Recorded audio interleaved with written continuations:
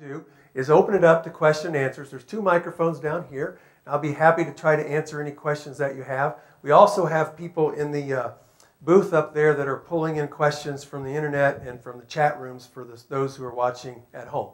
So the process is we'll go to in-house and then we'll go up to the sound booth and have them ask us a couple. If you have one, I can send Paul or Debbie around and take you the mic. Just raise your hand and they'll come over with it and let you ask your question. I don't see any hands. So we'll go to the sound booth first. Anything you wanted to ask a superintendent but was afraid to ask? Okay, Dr. Stock, this is from Joanne R. How will the new grade configuration help provide space for our students? Okay. As most of you know, the Select Committee has approved up for the legislature to vote on in this year's session our problems with capacity. We are the poster child in Wyoming for not having capacity. We got beat up because we couldn't meet 16:1, but we don't have enough spaces to do it. The grade 5-6 plan goes like this. Whenever a school rises up the condition list because it's in bad condition or up the capacity list, when a school goes up that list and the state deems it necessary to build one, our solution for that half of the triad may be a grade 5-6 school. The first one is in design right now. It will go on the Crest Ridge property and it'll serve the east growing where Saddle Ridge and all of our growth is going. When that opens, that school will have 3 or 4 elementary feeders that feed that school. And as soon as those schools can open and go to the 5-6, their elementary school can immediately revert to K4 and be able to do 16:1 overnight. The other thing it does besides meet 16:1, it keeps us from force busing your children all over town. So if we have 18 kids or 22 kids in that classroom, we're not going to move them across town because I can prove to you what mobility does to children. And basically, one of our district's biggest challenges is the number of moves. Last time we did the research, only 18% of our kids in 6th, 7th, 8th, and 9th grade got to stay in one elementary, K through 6. That means 82% of them were in 2, 3, 4, 5 more elementaries. And I can show you the statistics that every time there's a move, that group of kids, their achievement has dropped. In fact, at 8th grade, students that were in 8th grade who had been in 5 or more elementaries, 4 or more elementaries, 45% of them were proficient in reading. If they had been in only 1 elementary, it was over almost 90% of them were proficient in reading. So moving kids is bad. So the grade 5-6 will help us hopefully stop forced busing in that part of the triad. Now, someone has asked this question. It's a great question. Transitions are bad for kids, right? So why would you want to add another one?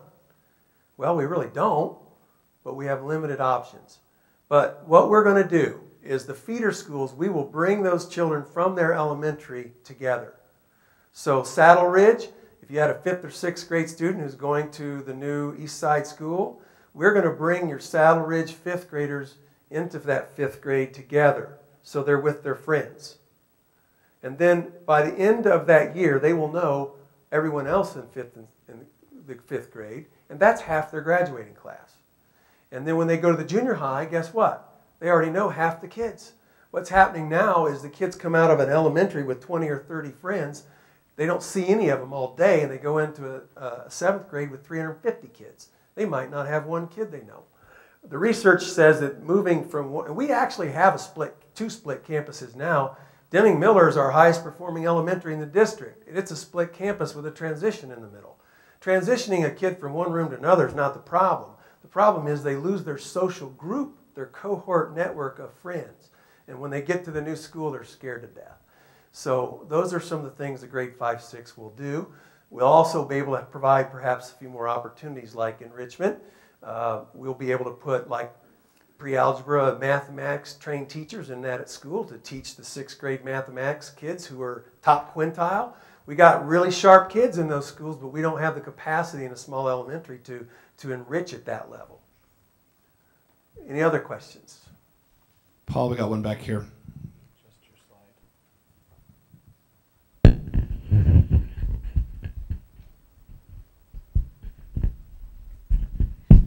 Hi, Dr. Stock. My name is Marguerite Herman. I just had a question. If you could explain the lack of growth in the junior high school students, and please don't blame hormones.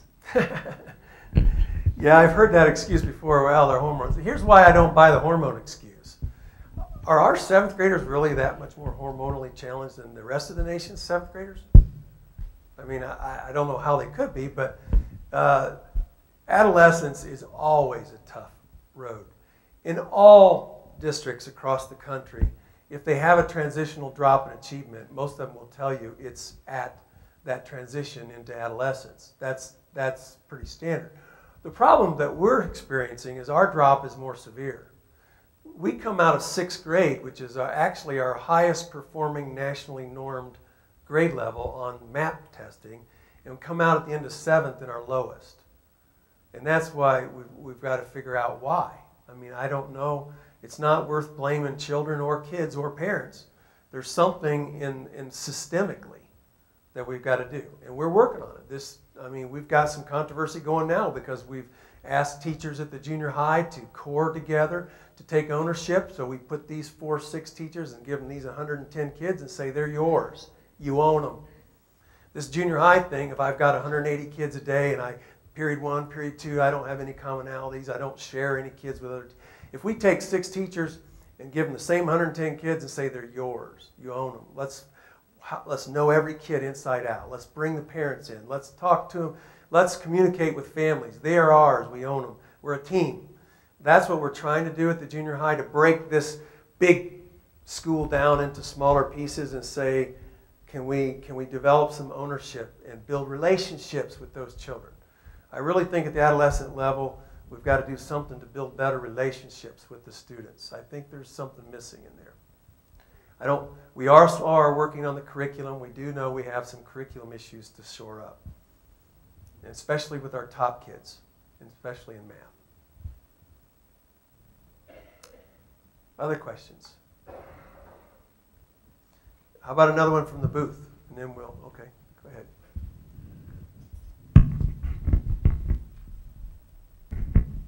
Hi, I just have a question about the top 25%. They are declining in progress. What's being done to help that? Well, there's several different things. One, I know, I'll use mathematics for example. Last year, they went and totally revamped the entire mathematics curriculum in junior high to try to deal with the top quintile students. Things that the elementaries are doing, we started busing lots of our math kids up to the junior high to actually take advanced mathematics. Actually, the kids, interestingly enough, our 6th graders that were going up to 7th outperformed the 7th grade in the same class. So we've got kids that can handle it. So we're trying to accelerate more. We're asking teachers to quit thinking about, these are my kids, I can't share them. So we're actually breaking down grade level barriers. If a kid's reading at the 5th grade level and it's time for reading, we've got teachers now sharing some kids and, okay, he can handle it. Let's have him go to 5th grade for reading, or 4th. Or let's try to level the materials and differentiate better. Those are the things that are going on right now. We've also, at some of our schools, added tutors, and what we do is they do both remediation and acceleration. So we added, I think, 27 tutors last year that actually assigned to a school, and advanced children are being pulled out and given other materials to work on. So those are some of the things we're doing. It's probably not enough, but that's our start. We're going to go ahead and go to the booth. Dr. Stock, this is from Connor D. Are the students who take more than 4 years to graduate counted in our graduation rate? And what about those who complete the GED? Currently, neither of those are counted in the graduation rate, although in the accountability plan that's been devised for high schools, they've added a new component. They call it a graduation index, not a rate, so they changed the terms. And when you see the published graduation rates, they are not counted. And that's a real misnomer because we do, I can't remember, it was last year or the year before, we graduated 35 kids. One of them had been in high school 8 years. Well, I don't know if he'd been there all 8, but he graduated 8 years after his cohort class started freshman year. We have students who are 5th year seniors, 6th year, 7th year, 8th year. We had a 21-year-old graduate from Triumph a little while ago. Some wanted us to not count him because when they turn 21, we don't get funding for him. We said, heck no, he needs to graduate. He needs to get a diploma. We don't drop him because we don't get extra money. It's not about money, it's about children. So we had a 21-year-old graduate when we weren't getting any funding for him. So we're trying. No, they're not counted in that currently, and GEDs are not currently counted either. Let's go one more from the booth, please. Dr. Stock, this is from Jacob T. What do you think has caused the decline in behavior issues? I think there's a couple things. One, about a year ago, I challenged a group of administrators to get together. One of the things that happens in a large system like ours, especially when the culture and the history here has been, well, in Wyoming in general, has been so independent and so what we call site-based. It means, you know, schools have been given tremendous freedoms to do different things. At one point, 6, 7 years ago, our schools were even writing their own essential skills. So every 3rd grade teacher could have their own sets of skills that weren't matched up with other 3rd grades. Might sound weird to you now, but it didn't sound weird to anybody back then. You know, there wasn't accountability and people were teaching the way they thought best. But when you put accountability into it, suddenly consistency becomes important. And now what's happening across, even with behavior, is I put a group together and I asked the administration to create what we call the discipline matrix, which is the idea that when a kid gets in trouble, there's a menu of choices and the principal says to the families, here's my options, here's what we work from. Why? Well, we had a single case of a student who was suspended for a certain infraction, and he was suspended for, I think it was 8 days. And another student in a school in a similar week for the exact same infraction got lunch detention. You know, that's not bad, it's just that it's systemically inconsistent, and if you're a family with all the mobility we got, that kind of inconsistency is tough. So part of the response on that could be that. Some of it is just better enforcement. Some of it is that we do have options that we've added that we didn't used to have.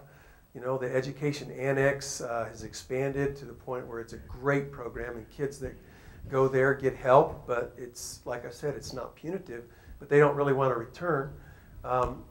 Probably our principals could answer that a little bit better, but I do know our board has even challenged me and asked me to make sure that we're really working on that.